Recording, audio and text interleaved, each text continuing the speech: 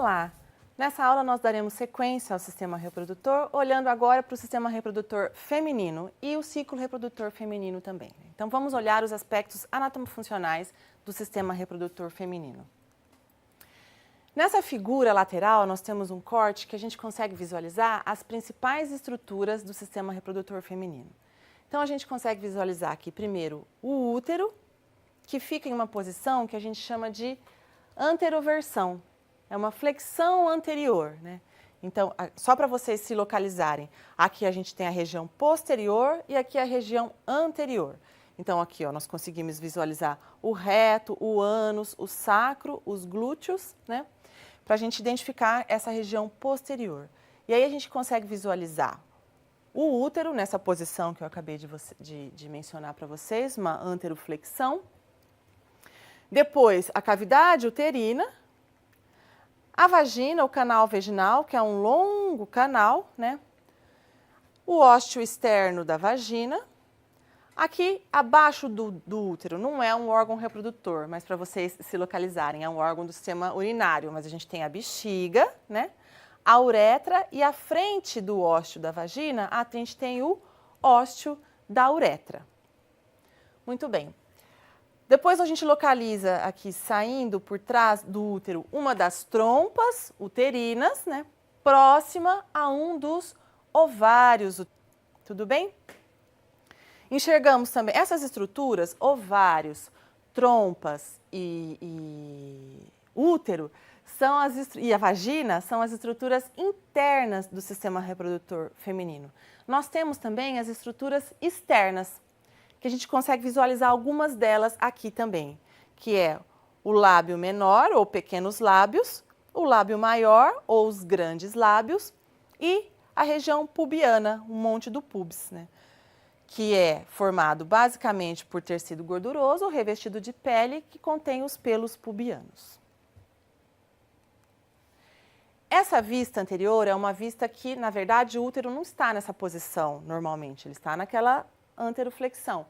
Aqui é como se eu tivesse levantado o útero para conseguir visualizar melhor as estruturas que compõem essa região. Então, a gente consegue destacar aqui para vocês as camadas uterinas. Nós temos a camada mais superficial, que é o perimétrio, a camada do meio, que é uma espessa camada de músculo liso, que é o miométrio, e a camada de revestimento mais interna, que é também uma camada espessa, mas que sua espessura varia ao longo do ciclo reprodutor, que é o endométrio. Altamente vascularizado, parte desse endométrio, ele se descama, formando a menstruação a cada ciclo reprodutor feminino. Tudo bem? Nessa região mais interna, então, nós temos a cavidade uterina, que se abre na cavidade da vagina, né? No canal vaginal, aqui. Muito bem. Essa região mais inferior do útero, a gente chama de colo do útero. Aqui é o corpo uterino e aqui o fundo do útero. O útero tem essa forma de pera invertida, que não está desperta assim, ereta, está naquela posição de anteroflexão. E nós também conseguimos destacar aqui a tuba uterina, né, que tem seu istmo, né, a luz da tuba uterina conecta ela à cavidade uterina. A tuba uterina, então, no final dela, ela tem as fímbrias, que são projeções, que estão próximas, não ligadas, mas estão bem próximas aos ovários. Nós temos, então, 2 ovários e 2 trompas. Esses ovários, eles se mantêm nessa posição por meio dos seus ligamentos. Então, eles têm ligamentos que localizam ele ligados ao útero e ligados também ao peritônio, à cavidade abdominal, né? Então, esses ligamentos são importantes. Nós também temos ligamentos que mantêm o útero na posição que ele ocupa.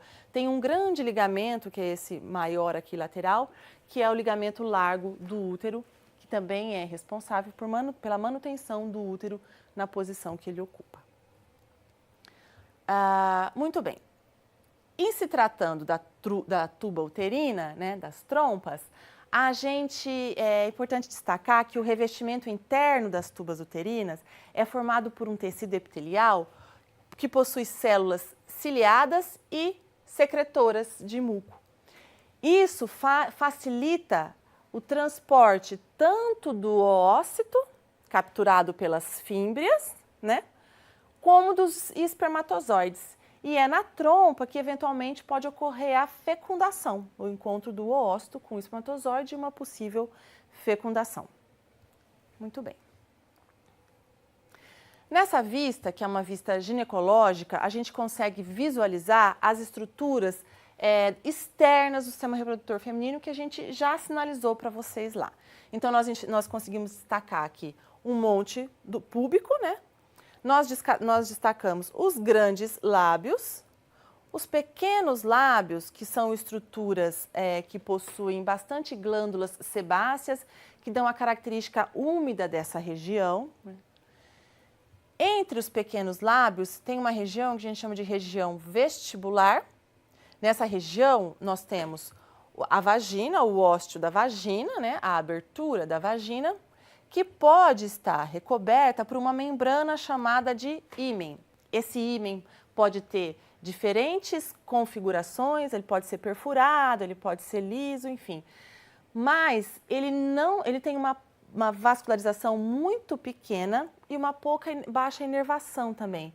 Então, aquela história de o rompimento do ímen causar sangramento e dor não é verdadeira, porque ele tem baixa vascularização e baixa inervação também.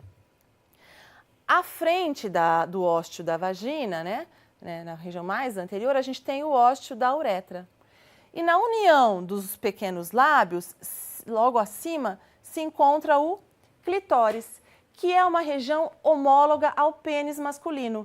Ela na mulher é formada também de tecido erétil, altamente vascularizado e inervado, por isso que a mulher tem grande sensibilidade nessa região e pode sim se entumecer e aumentar de tamanho com estímulos táteis e por estímulos sexuais de maneira geral. Tudo bem?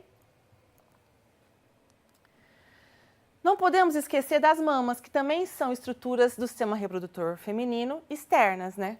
Então, a mama, ela é formada basicamente de tecido muscular, o peitoral, de bastante tecido adiposo. Na verdade, o tecido adiposo é quem determina o tamanho da mama. Quem tem uma mama menor é porque tem menos tecido adiposo nessa região, e quem tem uma mama maior é em função do maior depósito de tecido adiposo. Tudo bem? E, por fim, o tecido que fornece a ela a sua função, que é o tecido glandular, que sintetiza e secreta o leite. Esse tecido glandular, ele é formado basicamente, né, de lóbulos contendo alvéolos e ductos que levam o leite, no caso, que levam o leite para uma região para ele ser ejetado, que é os mamilos, né, a papila mamária, onde tem a saída dos ductos mamários, tudo bem? Nessa região anterior a gente consegue visualizar essa papila mamária e ao redor dela a areola, tudo bem? Nessa vista anterior a gente consegue visualizar melhor algumas estruturas, por exemplo, os ligamentos mamários que dão a sustentação das mamas, né? E aqui esses lóbulos que formam as glândulas da mama, né? Como são esses lóbulos? Já adiantei para vocês que são alvéolos. Esses alvéolos, então, a luz desses alvéolos, elas se conectam aos ductos que vão transportar o leite, que é sintetizado por essas células epiteliais que formam o alvéolo. Então, elas sintetizam, secretam na luz do alvéolo e ocorre o transporte por meio desses ductos. Como que essa ejeção e esse transporte é possível? Em função dos alvéolos possuírem ao redor deles células mioepiteliais, quer dizer, são células de músculo liso que se contraem pela presença da ocitocina. A gente vai ver isso na última aula, mas eu já adianto para vocês. Essa contração aumenta a pressão e ele é ejetado nos ductos, que também possuem musculatura lisa na sua parede e também se contraem, causando a movimentação dessa substância. Tudo bem? Bom, os hormônios sexuais na mulher também são responsáveis por controlar as funções reprodutoras, né? De que forma isso acontece? Bom, o hipotálamo, em um momento da vida que a gente chama de puberdade, ele passa a secretar uma quantidade muito maior do hormônio liberador de gonadotrofina. Nesse momento, esse hormônio liberador de gonadotrofina vai passar a estimular muito mais a hipófise anterior a secretar FSH e LLH, que por sua vez vai estimular os ovários femininos a secretar o estrógeno e a progesterona, que são os hormônios sexuais, os principais hormônios sexuais femininos. O aumento do estrógeno e da progesterona, nesse período chamado de puberdade, é o responsável por desenvolver as características reprodutoras e as funções reprodutoras na mulher, né? Nesse momento também é que se dá a primeira menstruação, que é a menarca, a gente chama de menarca, né? Como é que isso vai acontecer? Muito bem. O aumento do estrógeno e da progesterona, só para eu lembrar vocês, antes que eu me esqueça, que ele vai causar necessariamente uma diminuição do FSH e do hormônio liberador de gonadotrofina por feedback negativo, da mesma forma que acontece com os outros hormônios controlados pelo eixo hipotálamo-hipófise. Tudo bem? E é esse ciclo de estímulo e inibição que confere à mulher o ciclo reprodutor feminino. Vamos entender um pouquinho melhor alguns aspectos desse controle para, então, entender o ciclo reprodutor feminino. Novamente, aqui a gente tem o hipotálamo liberando o hormônio, secretando o hormônio liberador de gonadotrofina, estimulando, então, a hipófise anterior a secretar LH e FSH, que estimulam o ovário, mas estimulam exatamente o que o ovário? Estimula o folículo ovariano. Quem é o folículo ovariano? Vamos olhar para essa figura aqui do lado para encontrar o folículo ovariano. São estruturas que estão no córtex do ovário, na casca, na superfície do ovário e se encontram em diferentes estágios do desenvolvimento. Então, quando a mulher nasce, ela tem um número limitado já de folículos em cada ovário. Esses folículos vão sendo estimulados a se desenvolver ao longo dos ciclos reprodutores femininos. Muito bem. Nessa parte da figura, a gente consegue mostrar para vocês os folículos ainda no estágio inicial de desenvolvimento, de maturação. Com o estímulo hormonal adequado, eles vão se desenvolvendo. Desse desenvolvimento faz parte o aumento na quantidade de células que formam esse folículo. Também vai aumentando a quantidade de líquido dentro desse folículo em uma região específica. Quando esse folículo adquire características específicas de um folículo maduro, ele está apto a ovular. Então, nesse período, se ele receber um estímulo adequado de hormônio, ele pode romper sua parede e ovular, ou seja, eliminar o oócito que é localizado dentro de cada folículo, que é o que a gente chama de ovulação. Tudo bem? Depois de ovulado, o oócito vai percorrer o seu caminho e o folículo, ele é convertido, ele é transformado no que a gente chama de corpo lúteo, que tem um grande poder de síntese e secreção hormonal. E ele produz esses hormônios até o momento em que ele morre, sofre apoptose e morre. Muito bem. Esse folículo tem células específicas na sua formação. Nessa imagem a gente consegue identificar a camada mais interna, que são as células da granulosa, que é dividida das células da teca pela lâmina basal. E por fim uma superfície epitelial. Então, se nós retornarmos aqui ao nosso esquema anterior, a gente vai ver que o LH estimula especialmente as células da teca, que vai secretar androgênios que podem ser transformados em progesterona e também vão estimular as células da granulosa a secretar estrógeno. As células da granulosa são bastante estimuladas pelo FSH a secretar estrógeno. E esse estrógeno, por sua vez, possui uma alça curta, que a gente chama de feedback positivo, com as próprias células da granulosa. Então, ele mesmo estimula a secreção dele, né, por uma alça curta de feedback positivo. Ele também possui uma alça longa, agora de feedback negativo, com hipotálamo e hipófise. Mas mesmo ele inibindo os hormônios do eixo hipotálamo-hipófise, ele pode manter, em alguns momentos, o seu nível de secreção alto por conta desse controle intrínseco aqui dessa alça de feedback positivo. Muito bem. É em função dessa organização dessas funções que a mulher apresenta o que a gente chama de ciclo reprodutor feminino. Vamos olhar para as fases desse ciclo reprodutor feminino. Se eu olho para os ovários, eu identifico alguns períodos, que é a fase folicular, a ovulação e a fase lútea, que eu acabei de sinalizar para vocês no slide anterior. Então, a fase folicular é aquela fase onde o folículo primário está se desenvolvendo, né, aumentando de tamanho, aumentando a sua capacidade de produção hormonal. As células da granulosa estão se multiplicando, produzindo mais estrógeno ainda, até o momento da ovulação. O restante do folículo que permanece no córtex ovariano é transformado, então, em corpo lúteo, que possui uma alta capacidade de síntese e secreção de hormônio, principalmente de progesterona. Muito bem. Essa fase folicular, ela é estimulada principalmente pelo FSH, que está elevado nesse período, então a gente tem altos níveis de FSH. O FSH, então, estimula também a produção de estrógeno, que vai aumentando os seus níveis ao longo desse período.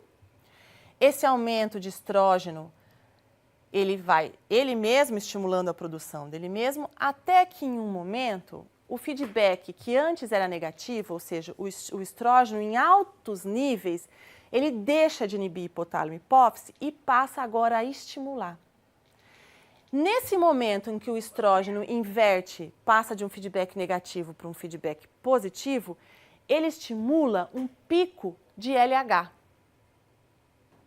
pela hipófise anterior. Ele estimula o hipotálamo, que estimula a hipófise anterior a secretar uma quantidade alta de LH, formando esse pico de LH.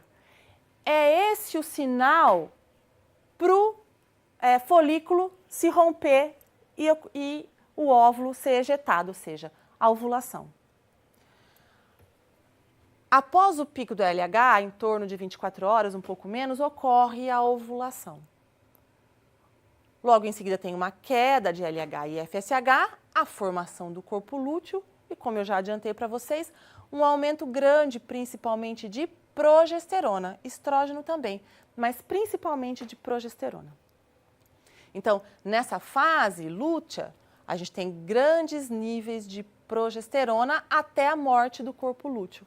Ele dura muito precisamente, com pequenas variações, em torno de 12 dias. Então, após 12 dias, o corpo lúteo morre e então ocorre essa queda pronunciada de progesterona e estrógeno. Bom, olhamos os eventos das fases do ciclo ovariano. Vamos olhar agora o que acontece durante esse período no útero, que são as fases do ciclo uterino. No útero nós temos a menstruação, que é a descamação de uma parte do endométrio. Depois, esse endométrio se prolifera, se reconstitui, que é o que a gente chama de fase proliferativa, seguida de uma fase onde ele adquire propriedade secretória, né? As células endometriais, elas, além de acumular glicogênio, lipídios, ela também possui uma capacidade de secreção. Essa se entumece, aumenta bastante a vascularização nessa região. Essa fase é chamada de secretória, a gente tem essa reconstituição desse tecido endometrial. Qual é a relação dessas fases uterinas com as fases ovarianas e essa flutuação hormonal característica do ciclo reprodutor feminino? Bom, eu vou começar do final, para vocês entenderem. A progesterona, uma das principais funções da progesterona é a manutenção do endométrio. Porque com a queda da progesterona, ocorre vasoconstrição no endométrio, diminuição da oxigenação dessas células, elas morrem e se despreendem, que é o que forma a menstruação. Então, com a morte do corpo lúteo, a gente vai ter a grande queda da progesterona, o que vai sinalizar para o endométrio a menstruação. Após a menstruação, a gente tem um período da fase folicular, onde os folículos estão aumentando as células granulares, com isso aumentando a produção de estrogênio. Uma das funções do estrogênio é síntese de proteínas, ele potencializa a multiplicação celular e é ele que é responsável por essa fase, é o principal responsável por essa fase proliferativa do endométrio. É ele que estimula o endométrio a se regenerar. E depois a fase secretória, onde a gente vai ter altos níveis de progesterona que conferem às células endometriais essa característica secretória, o aumento da vascularização, entre outras características presentes nessa fase. Por exemplo, a progesterona também é responsável por aumentar a espessura do muco produzido pela vagina, formando quase que um tampão, bloqueando a entrada de micro-organismos e substâncias pelo canal vaginal. Por que isso é interessante? Por exemplo, ela também diminui o estímulo, a contração da musculatura lisa. Então, a musculatura lisa, tanto das trompas como do músculo uterino, fica silente, que a gente fala. Elas sem contrair. Por que isso é interessante nesse período? Porque viabiliza uma possível fecundação nas trompas e implantação desse embrião na parede endometrial, porque essa região está silente. E essa secreção, essa capacidade secretória é responsável por nutrir esse embrião durante esse período onde ele ainda não tem placenta formada, ou seja, ele não tem uma vascularização destinada a ele. Então, essa substância que a gente chama até de leite uterino, que é secretado pelas células do revestimento interno do útero, é que propiciam o desenvolvimento de uma possível gestação. Já aqui, nessa fase onde o estrógeno prevalece, o estrógeno ele tem algumas características, algumas funções contrárias. Por exemplo, ele fluidifica bastante esse muco vaginal, facilitando o transporte, a penetração e o transporte de espermatozoides. Além disso, ele aumenta a motilidade, o movimento da musculatura lisa, tanto uterina como das trompas, facilitando tanto o transporte do espermatozoide como dos óvulos, do óvulo, das trompas, da tuba uterina. Tudo bem?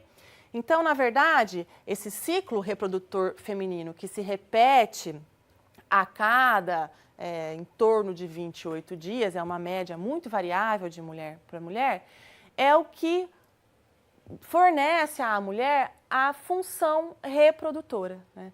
E parece que tudo conspira a favor, né?